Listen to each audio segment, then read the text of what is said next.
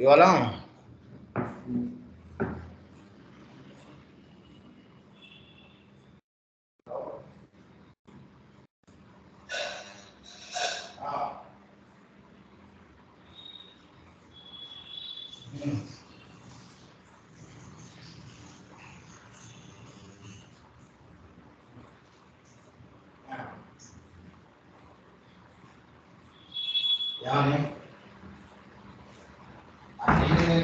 Behaviour కాకుండా కలిగేది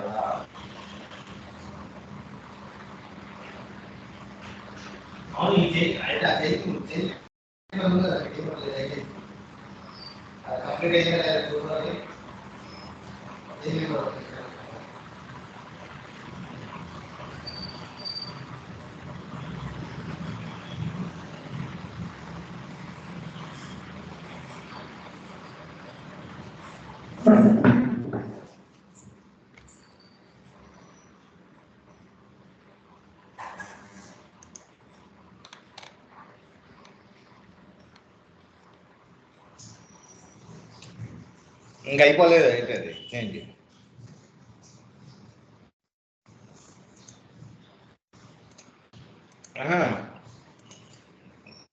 change చేయమంటాడు వాడు డేట్ ఎప్పుడు చూస్తుంది చేంజ్ స్టార్ట్ ఎండ్ ఉంది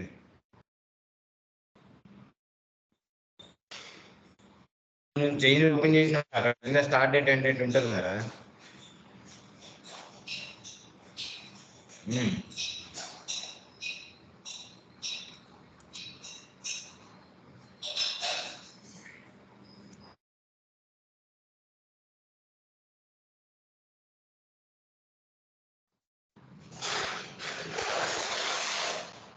కింద సీటాస్కి వెళ్తే అక్కడ ఎంతో అనిపిస్తుంది అవన్నీ కంప్లీట్ అయినాయా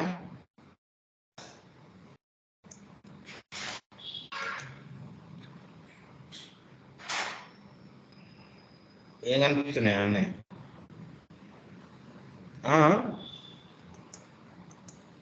ఎవడు వర్క్ చేయలేవా టాస్క్లో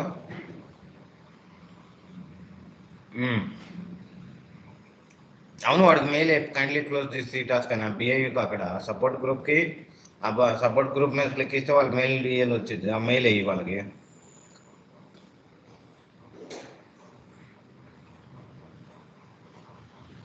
అరే ఆ టాస్క్ ఓపెన్ చేయరా టాస్క్ మీద క్లిక్ బిఐ టీమ్కి అదేం చేసింది టాస్క్ ఓపెన్ చేస్తే రైట్ సైడ్ లో గ్రూప్ నేమ్ వచ్చింది కదా ఆ గ్రూప్ నేమ్ మీద అక్కడ క్లిక్ లెఫ్ట్ సైడ్ దాని పక్కన ఉన్న బటన్ మీద ఆ గ్రూప్ మెయిల్ ఐడి వచ్చితే వాళ్ళకి మెయిల్ వేసేది కైండ్లీ క్లోజ్ తీసుకో టాస్క్ అని చెప్పి మిగతా టాస్క్ అన్ని క్లోజ్ అయిన తర్వాత నువ్వు క్లోజ్ చేయి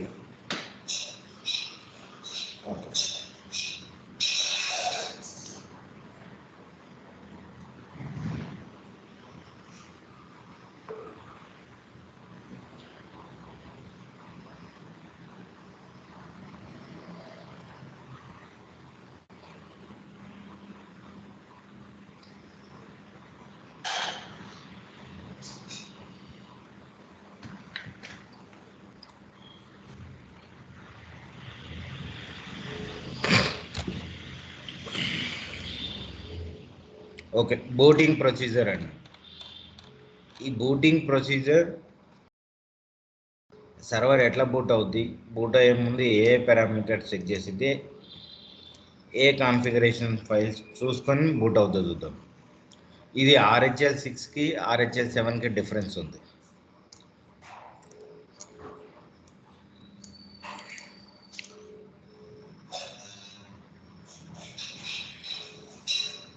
ఓకే ఈ పవర్ ఇప్పుడు ఎప్పుడైతే సర్వర్ పవర్ ఆన్ చేయగానే పవర్ బటన్ ప్రెస్ చేయగానే ఏమవుతుందంటే ఇంటర్నల్ ఉన్న attached devices, input output devices. Input is inside the device అన్నట్టు. ఆ డివైస్ లోపల ఉన్న డివైస్ అన్నిటికీ either motherboard, CPU, memory, and remaining SFP ports, NIC card, all the devices which is connected internally. Output devices like either it is keyboard, mouse, any USB drive. It identifies the device. Once it got identifies,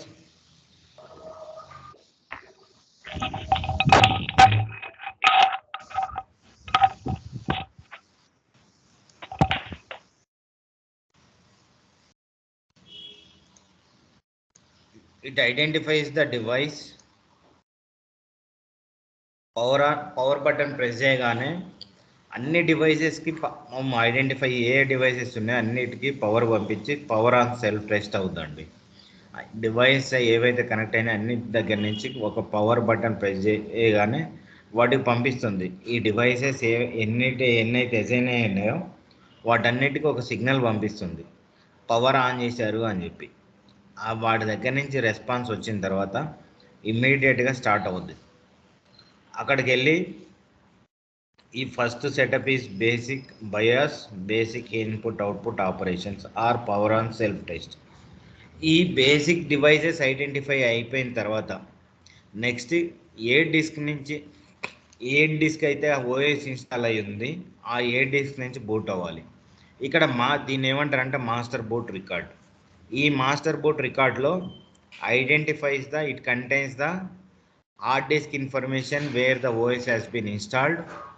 Our disk lo, once the disk has been identified in that particular disk, it used to identify the initial program loader and the partition table information. ఈ ఎంబీఆర్లో 2 values ఉంటాయండి, initial program loader and the partition table information. Initial program loader ఏంటంటే it identifies the device where the OS has been installed in particular hard disk. In a server contains multiple hard disk, either 2 might be 4 hard disk ఉన్నాయనుకోండి, ఏ hard డిస్క్లో OS install అయ్యిందో తెలవాలి. అది MBR find out చేసేది.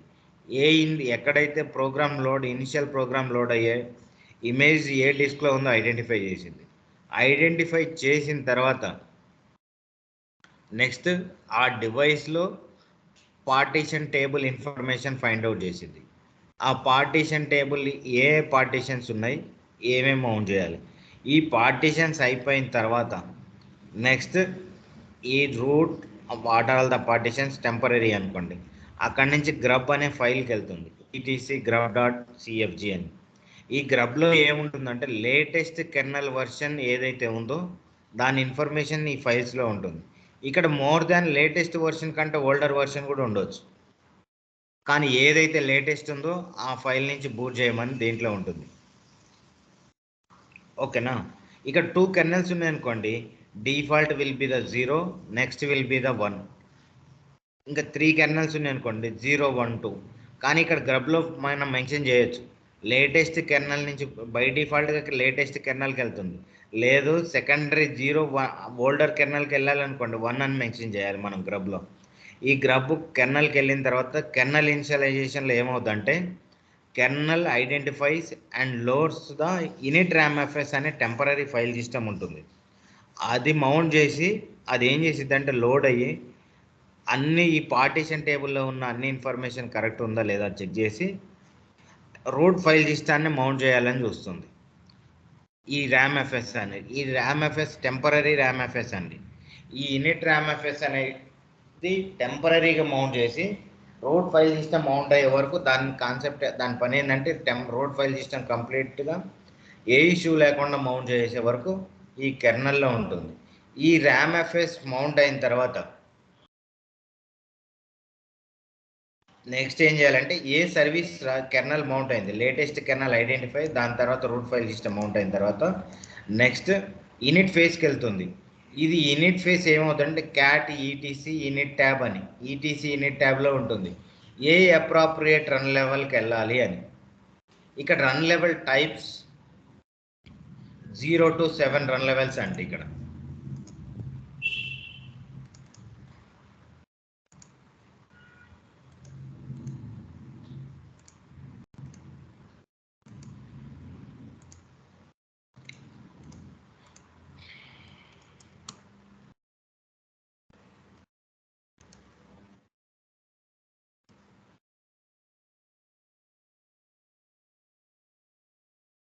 0 to 7 run levels, init 0 or run level 0,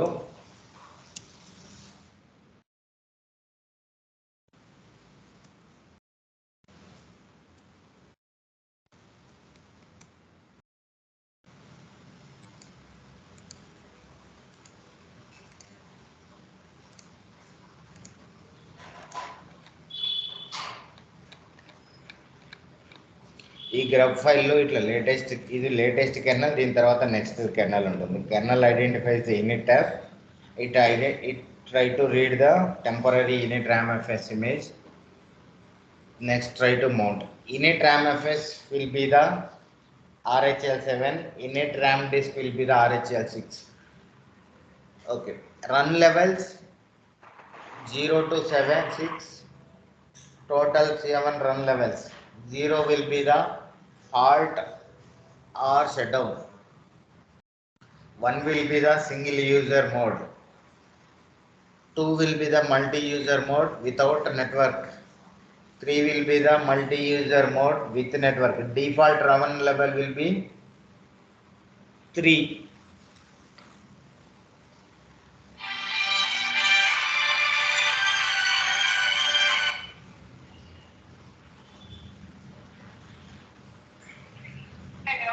Hello.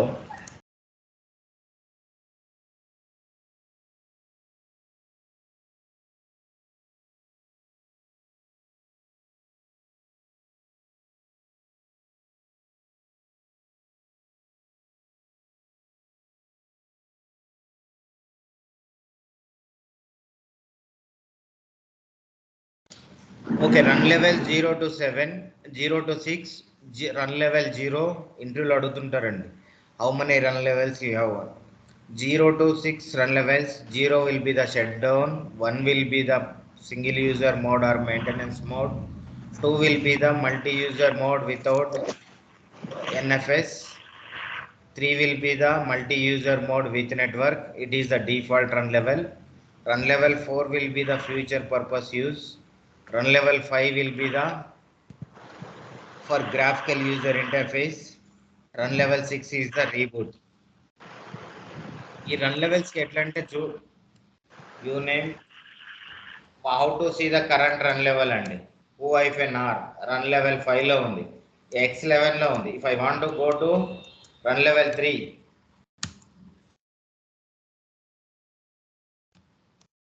O-R.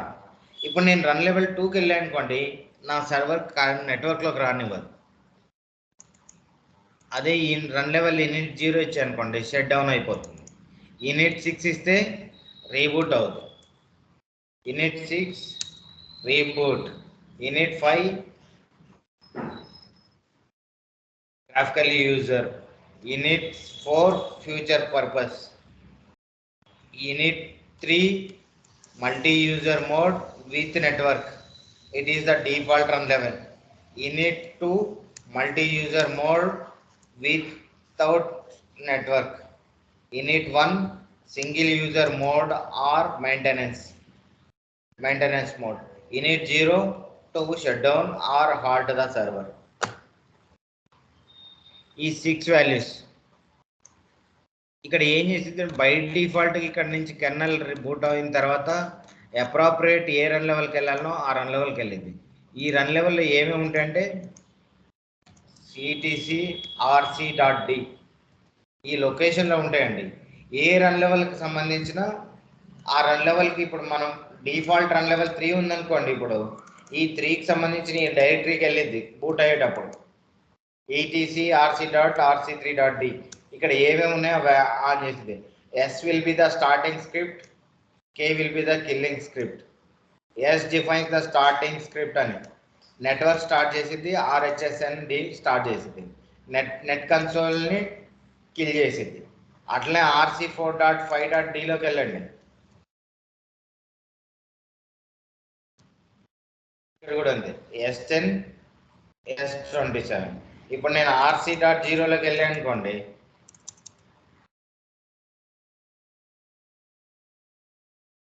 అన్ని killing scripts ఉన్నాయి చూడండి, ఎందుకంటే షట్ డౌన్ కాబట్టి.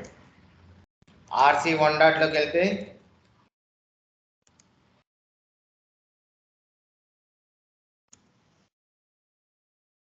నెట్వర్క్ ఇనిట్ డాట్ ఇవి స్క్రిప్ట్స్ ఇక్కడ కూడా కిల్లింగ్ స్క్రిప్ట్సే ఉన్నాయి. ఏ ఫైల్ ఏ లొకేషన్స్ కావాలో ఆ లొకేషన్స్ లో డిస్ప్లే చేస్తుంది.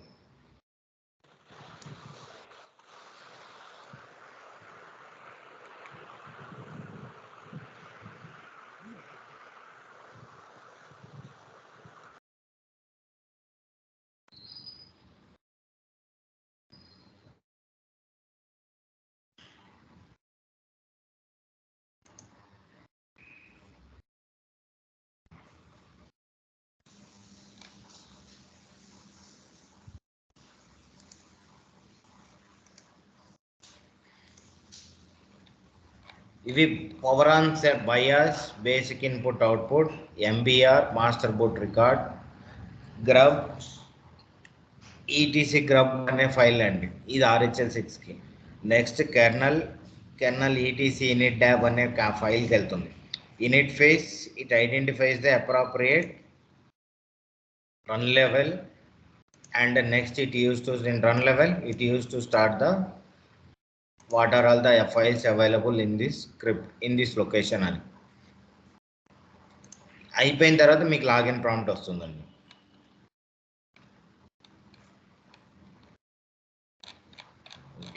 ఈ గ్రబ్ ఫైల్లో ఇంప్రాపర్ ఎంట్రీస్ ఉన్నా కూడా సర్వర్ మెయింటెనెన్స్ మోడ్లోకి వెళ్తుందండి. ఓకేనా. ఈ ఫైల్లో ఇక డిఫాల్ట్ 0 ఉంది కదా, ఇది లేటెస్ట్ కెర్నల్ని 0 తీసుకుంటుంది. ఇంకో కెర్నల్ వర్షన్ ఉందనుకోండి, ప్రీవియస్ కెర్నల్ 132.2.6.32-131 10.0.15 ఉంది కదా, ఆ 0.1 ఉందనుకోండి, అది 1 అని తీసుకుంటుంది ఇక్కడ దాని value. Default first latest kernel 0, దాని ఓల్డర్ వర్షన్ 1, దాని కింద ఓల్డర్ వర్షన్ 2. ఈ వాల్యూ మనం చేంజెస్ చేయాలనుకోండి, 0 నుంచి కాకుండా ఈ వర్షన్ కాకుండా ఓల్డర్ వర్షన్ కావాలంటే ఇక్కడ డిఫాల్ట్ ఈక్వల్స్ టు 1 అని పెడితే గ్రబ్ ఫైల్లో ఆటోమేటిక్గా నెక్స్ట్ టైం బూట్ అయ్యేటప్పుడు ఓల్డర్ కెర్నల్ నుంచి బూట్ అవుతుంది.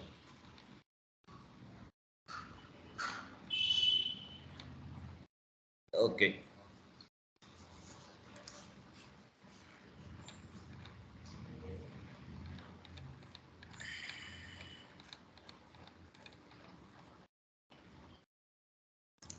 నెక్స్ట్ RHL7 చూడండి.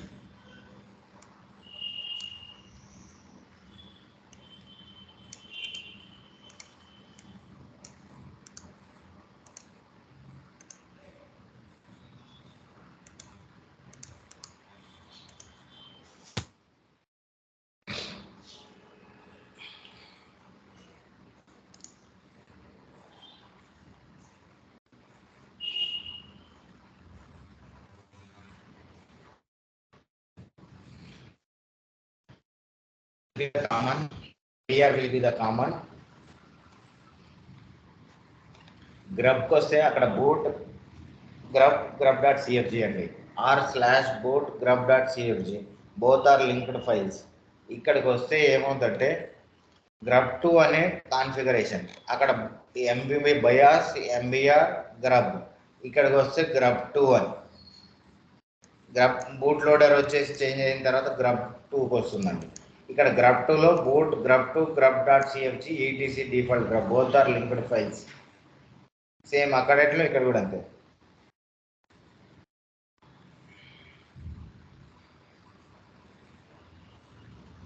Next dracut init ram FS image, అక్కడ ర్యామ్ డిస్క్ అన్నారు, ఇక్కడ ర్యామ్ ఎఫ్ఎస్ ఫైల్ సిస్టమ్ అన్నారు. ఇక్కడ ర్యామ్ ఎఫ్ఎస్ ఫైల్ సిస్టమ్ టెంపరీగా కొంతసేపు లోడ్ అయ్యి road file system until mount అయ్యే వరకు వెయిట్ చేసి క్లోజ్